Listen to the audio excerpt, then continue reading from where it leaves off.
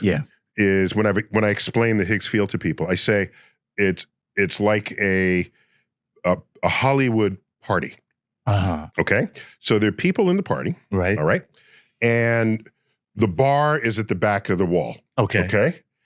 And if no one knows you and you walk into this party. Okay, that's my experience. You have near zero resistance to movement through that party. True. So you have a very low, if not zero, party mass. Exactly. Okay? Because you have no... You get into the bar right away. Right, you get in the bar right away. Right so away. your inertia, it knows no resistance there. Exactly. Whereas if Beyonce walks in, everybody will crowd around her. She can only make very small steps towards the bar. Right. She has a very high party mass. Is that fair? That's awesome. it. That's the party field. The party field. And then if you slap all those party goers, you can slap off one of them. That's the party Somebody particle. from the beehive. Somebody from the beehive pops out. Yeah. Oh my God, I love Beyonce. You're like, oh, there it is. All right, so I have learned, not from you, and I'm disappointed because I thought you would have told me the whole story. Yes. I come to you for these frontier conversations that the Higgs mass that a particle would have is only for free particles. If a particle is in an atom, but it's not getting its mass from the Higgs field. I have told you this in the past, though. I absolutely have. But you're absolutely right. Absolutely right. So if I'm a fat proton in a nucleus, I'm not getting my mass from the Higgs field. No, and that's why it's a really misleading notion that many people have. They think that all mass comes from the Higgs field. It is just the fundamental particles.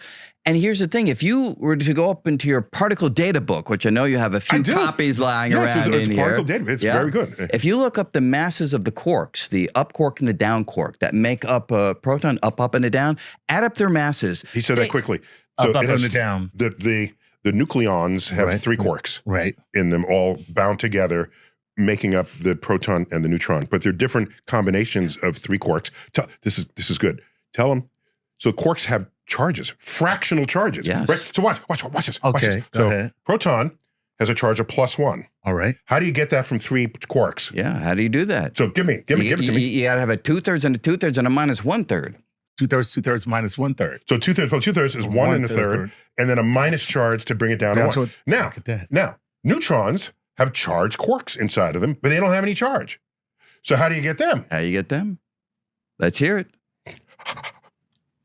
Oh, it must be up 2/3 down, 1/3 down, 1/3. Yeah, so if you have an up and then a down and down, then you got a 2/3 minus 1/3 minus 1/3. Minus 1/3. Now, canceling out, and so as a neutral thing, even though what's inside of it has charges. Right, but here's the thing. The point I want to make, though, is if you add up the masses of those quarks, they're much less than the mass of the proton. So what's going on here? They make up the proton, and yet the proton's much heavier than its ingredients. Right. Answer is, there's another contribution to the mass, which has nothing to do with the Higgs field, which is the thing we were talking about before, the energy in the glue holding the quarks together. Oh, the gluonic force. There's energy holding them together equals mc². There's mass associated with that energy, and most of the mass of the proton is coming from the glue that's holding the quarks together. That's insane. So let's take a neutron, which has a half-life in minutes, like 15 minutes, if memory serves.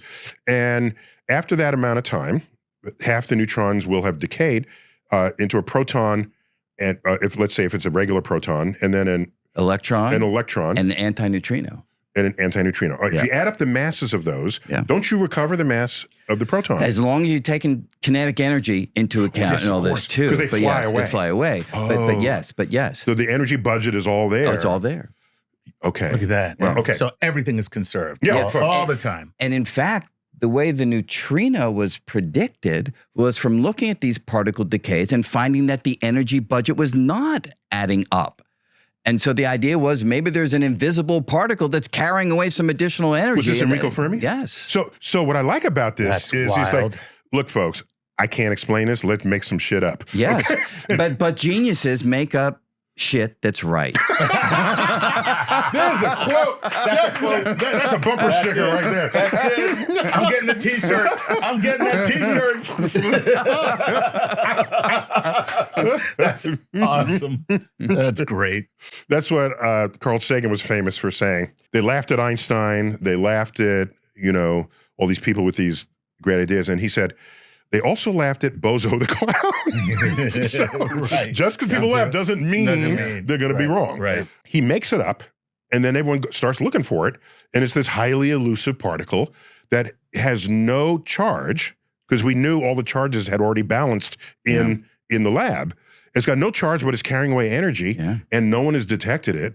Right. And he was Italian, right? So neutrino is like little neutral. Little neutron. Little neutral one, I think is that may be right. Little neutron. Little neutral one. Yeah, Right. And so that's the only thing that allows me to, okay, I'm not going to get in your way.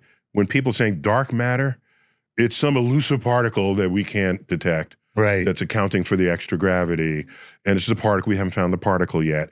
And I'm thinking that's intellectually lazy, but it's no different Than the neutrino. than the neutrino. So that's why I cut it some slack, more slack than I otherwise would. Now, we still need to find it. We still haven't found, if it's a particle, we haven't found it. Yeah, right. So are you a betting man? Is it a particle or is it something else?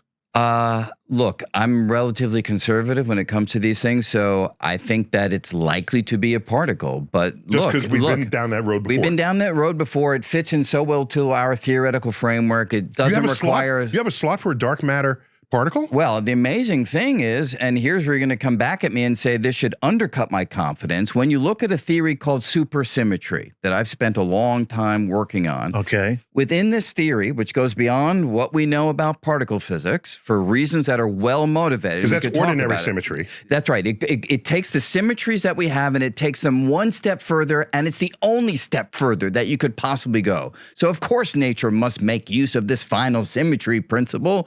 Why else would it exist? That's the thinking that we've had. Right, just let me back up for a minute. Yeah. So as I was learning particle physics, I was intrigued to recognize that you have your electron, you have your photon, you have your neutrino, and these other sort of basic particles. And they exist in our world that we experience. Okay. If you up the energy knob, other particles manifest. There's a version of the electron that manifests only in these higher energy levels, and it's called a muon. Right. Okay? And so there's a whole layer of particles sitting above the ones that are in our world. Right. So there's 3 of these layers.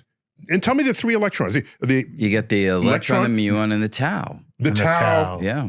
Okay. And there's an electron neutrino, there's a muon neutrino, and there's a tau neutrino. Yeah. Right. So now I have 3 layers here, and you have access to them in your particle accelerators because it takes a lot of energy, and you can get there. Yeah. Okay. Right. Now, what does supersymmetry do with this package? Supersymmetry says this package is beautiful and confirmed. And tell me the three force carriers. We have a photon. You got the photon, then you got the gluons, and the W and Z bosons, or the weak nuclear force. Okay. And those are the discovered three forces. by Bozo. Yeah. Right. Bozo. Actually, Bose. Yeah. Bose is an Indian physicist. And, yes, absolutely. Yes. And then for the quarks, you got the up and the down that we spoke about. You got the charm, the strange. You got the top and the bottom. Right. So So again, you they have come in 3 pairs of 2. quarks. Oh, Yeah. okay. Yeah. Supersymmetry says take all of those particles and double them.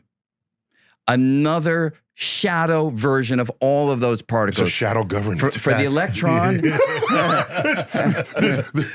are the puppets. This is the deep state. This is the deep state. They are the puppet masters. That's right. The quantum deep state. Wait. So I didn't know this. The entire set of particles would have a counterpart in this supersymmetric place. So for the electron, you have the supersymmetric electron. For the quarks, you have squarks. For neutrinos, you have sneutrinos. People just making shit I up. know. You do run out of names Look at after the a while. latest cartoon. But here's the thing. This is all mathematically motivated by a completely compelling rationale. So this is not pulled out of, thin air. Thin air. We have our universe 3 ways, a 3-layer cake. And there's a whole other cake. Where does that live? with us, but we believe they're more massive, which is why we wanted to build the superconducting super collider to try to find them. Now we've looked for these at the Large Hadron. If they're more massive, why aren't they right here in front of our faces? They typically have short lifetimes, so they'll decay into lighter particles. But the lightest of the supersymmetric particles would not decay, and therefore it should be all around us. Tell them why the lightest one would not decay. If it's the lightest one, when it decays, the decay products have to be lighter than it. Okay. And so if it's the lightest one, subject to a certain It's no place for it to go. No place for it to go. There's no place for it to go. In essence, yes. It's the same reason why you can have an energy field of any kind, and you will not make particles out of that. Right. Unless the energy available is higher than the E equals mc squared of 2 electrons. Right. Because it has to make them in pairs. Okay. To keep the charge conserved. Because it's plus and a minus. Right. And so an electron is the lightest physical particle. It's right. So nothing's happening. Lightest charged particle. That's why particle. it's not happening around us right now. Yeah, it's the lightest charged particle. So it has to talk the electromagnetic field. There it is. That's why light coming from lights is not just making particles. It doesn't have enough energy. Yeah. Right. But if it did, if X-rays started coming out of there, X-rays, high energy X-rays, you can pop electrons into existence. Because they're stepping down, so they leave something. The energy of the field is big enough to create the electron and anti-electron, and so it will pair produce them. In fact, that's so wild. Electron microscopes are enabled by X-rays, creating them, and the wavelength of X-rays is so tiny that you can see tiny detail. It's tinier than the detail. You can't have resolution higher than the wavelength of light that you're using to see it. Right. Right. Now, back to dark matter, just to finish this point. So this is a whole massive other layer cake, and you're telling me that is the mass of the dark matter. Well, the lightest supersymmetric particle would be stable, should be around us. That's what everybody's looking for? So maybe it's filling space. Right. And here's the beautiful thing. This will blow your mind. This will blow your mind. This will blow your mind. When you do the calculation of how much of this lightest supersymmetric particle should be left over since the Big Bang, it exactly matches what you need to be the dark matter. It comes in the right abundance. Dang. And yet we've not found it. And it may be the wrong answer. So sometimes things that just seem so deeply compelling are wrong, but we don't know yet.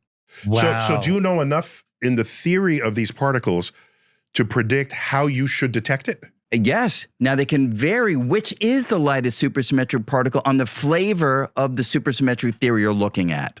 But in any given version, yes, you know exactly how the particle interacts. Okay, so now you have everybody's favorite flavor, the theorists, come out with their competing models, but still they got to have one of these particles. Okay, so now I'm a experimentalist, and it's let me test for this one. I don't find it. Let me test for that one. I don't find it.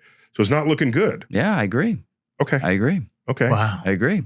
But yet, when I was a student, it was almost a foregone conclusion that you just had to look for it, you'd find it, this is the dark matter, because supersymmetry also solves other problems, the so-called hierarchy problem, it solved the dark matter problem. It's a beautiful idea that seems perhaps not to be right. Now, it's not fully ruled out yet, but that may be where we're going. Who's the one that said, the great tragedy in science, a beautiful theory, slain by some facts. Somebody said, I forgot. Yeah, right, that's exactly what it may be. Hey, Star Talk fans, I don't know if you know this, but the audio version of the podcast actually posts a week in advance of the video version. And you can get that in Spotify and Apple Podcast and most other podcast outlets that are out there. Multiple ways to ingest all that is cosmic on Star Talk. I have not been the same since we had lunch